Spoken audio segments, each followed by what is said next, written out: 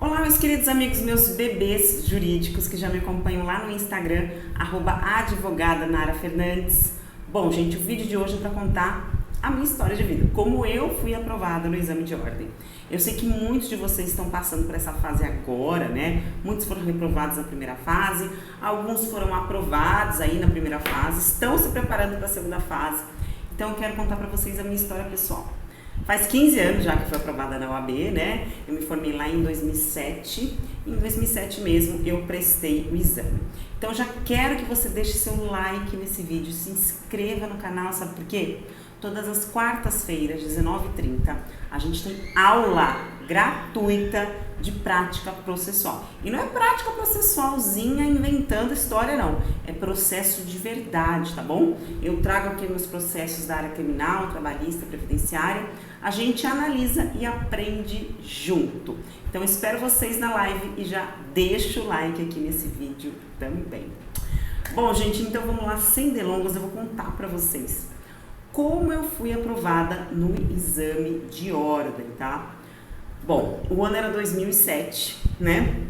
Então faz algum tempo, a gente não tinha as facilidades que nós temos hoje em dia, não tínhamos cursinho EAD, né? Não tínhamos aí o site de questões, então a gente tem que voltar um pouquinho no tempo para contar essa história. Eu estava lá no 5º ano da faculdade e aí eu já comecei a me preparar para o exame de ordem. Por quê? Já em maio de 2007, eu já comecei a fazer o cursinho presencial. Como eu disse para vocês, naquela época não tinha EAD, cursinho online, nada disso, né?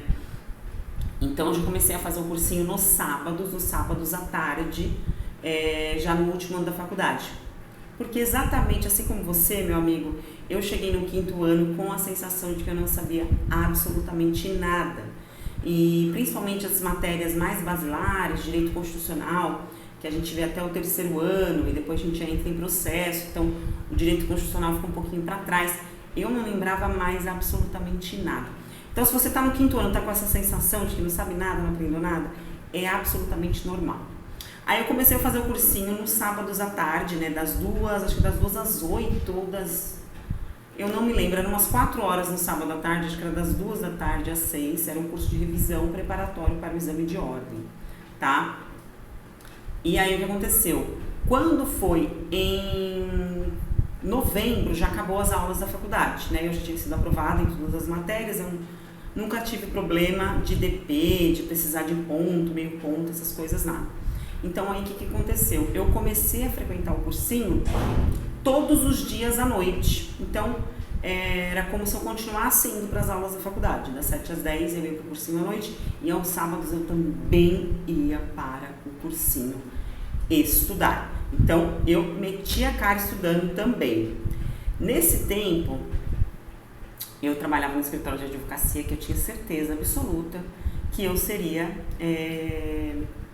efetivada, né, admitida como advogada júnior. Então eu estava no escritório de direito tributário, ali na 9 de julho, Alameda Lorena com 9 de julho. Então eu falei, serei efetivada aqui, né, como advogada júnior. Já fazia um trabalho de advogada júnior também, na prática, né? Então eu falei, nossa, chuchu, beleza pra mim, só passar no exame da ordem e vou decolar. Mas aí, né, meus queridos, o que aconteceu? Eu fui demitida. Assim que acabou a minha faculdade, né? Assim que acabou as aulas, eu fui demitida porque eles falaram que não tinha espaço para mais um advogado lá. E aí me mandaram embora. Eu fiquei assim, surpresa, claro, que eu não esperava, fiquei triste, mas ao mesmo tempo eu vi pelo lado bom, tentei enxergar pelo lado bom. Como eu era registrada, na verdade, né, CLT, eu recebi um valorzinho de verbas rescisórias, que dava para eu ficar uns 2 meses, 3, tranquila. Eu falei, bom, agora eu vou ter mais tempo de estudar. E aí eu me concentrei 100% nos estudos da OAB. Eu falei, agora é tudo ou nada. Como eu já tô na rua, né, já tô desempregada. Se eu não passar no exame de ordem, o que eu vou ser? Infelizmente, na área jurídica, são poucas as oportunidades para quem é apenas bacharel, né? E é claro que meu sonho era ser advogada, né? Falei, bom, então eu vou aproveitar esse tempo. O que eu fazia? Eu ia para o cursinho à noite, todos os dias, segunda a sexta, e de tarde, antes do almoço, depois do almoço, eu ia para o cursinho também. Então, o que eu fazia? Eu via a aula à noite, né? O professor dava lá o conteúdo que estava previsto para aquela aula, das 7 às 10. Aí eu ia para casa, depois dormia e tal, acordava de manhã, ajudava minha mãe em casa, almoçava e já ia pro cursinho, umas 2 horas. E aí eu revisava aquela aula que eu tinha visto na noite anterior e repassava para alguns colegas também que estavam nesse mesmo ritmo de estudo. Eu sempre gostei de falar, sempre gostei de explicar e sempre aprendi muito, né, ensinando. Então eu repassava essas aulas. E aí foi nesse ritmo para a primeira fase. E aos sábados também estudava, continuava com o cursinho com regular das 2 às 6. Esse cursinho, inclusive, nem existe mais lá na minha cidade, né? Olha como eu tô velha já, né? Tudo bem, pula essa parte. E aí continuei nesse ritmo frenético de estudo. Eu falei, não, vai ser aí 2, 3 meses da minha vida, mas vão ser 2, 3 meses que eu não vou falhar, né? É pouco tempo, então eu vou enfiar a cara aqui. E fui nesse ritmo de estudo. Só que mesmo assim, eu ainda tinha a impressão de que eu não sabia nada. Eu sempre achava que eu não sabia nada, né? Então, se você tá tendo essa sensação, mesmo com muito estudo, absolutamente normal. O que eu fiz? Como eu já falei pra vocês, naquela época não tinha concursos, tech concursos, Brainly, não tinha nada dessas facilidades. Eu comprei um livro do cursinho, que era 1.500 questões para a OAB. 1.500 questões. E eu comi esse livro. Então, eu fiz todas essas 1.500 questões, eu revisei todas essas 1.500 questões e aí, finalmente, chegou o dia do exame da OAB, da primeira fase da OAB. Eu tava super confiante, porque assim, eu tava estudando... um cursinho também para comer mais nosso dinheiro, para nos ajudar, mas enfim, né? Capitalismo é isso mesmo. Abri um curso aos domingos de manhã só para resolução de testes, só para resolução de exame. Não tinha, né, nada na internet que a gente pudesse buscar, como hoje a gente tem aula gratuita no YouTube, cursinho gratuito no YouTube, conteúdo toda hora no nosso Instagram, dependendo de quem a gente segue, né? Se você segue as pessoas certas, você vai consumir o conteúdo certo, né? Então, não tinha essa facilidade. Então, o tempo que a gente tinha de sala de aula tinha que ser muito bem aproveitado. E aí, domingo, abriram a turma de resolução de testes. Lá fui eu também. Gastei até meu último centavo para pagar o cursinho para ser aprovada no exame da OAB. E fui para a primeira fase, linda, bela, super confiante. E fiz o exame da OAB assim, com o pé nas costas, porque eu tinha estudado realmente muito, assim, naquela época. Passei na primeira fase, eu não me lembro quantos pontos eu fiz, né? Porque eram 100 questões, eu fiz mais de 70 pontos. Eu vou ver se eu acho na internet para colocar aqui na tela para vocês quantos pontos eu fiz na primeira fase. E aí, lindo, maravilhoso, né? Sua comemoração. Vamos para a segunda fase. A segunda fase é totalmente diferente, tanto o esquema de estudo, né, quanto a própria prova mesmo. É uma peça prática profissional que você tem que redigir desde o começo e tal.